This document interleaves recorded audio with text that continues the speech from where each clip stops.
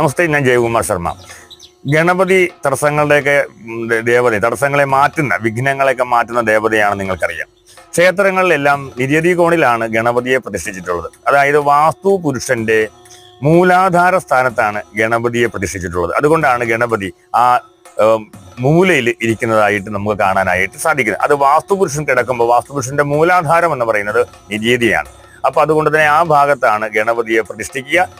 അതിന്റെ പ്രത്യേകത എന്താണെന്ന് പറഞ്ഞാൽ, ഈ ഗണപതി മൂലാധാരത്തിന്റെ അതിദേവനാണ്. അതുകൊണ്ട് മൂലാധാരം ശരിക്കും ഉണർന്നാൽ മാത്രമേ നമ്മുടെ ജീവിതത്തിലെ കാര്യങ്ങൾ തടസ്സമില്ലാതെ മുമ്പോട്ട് പോകുള്ളൂ.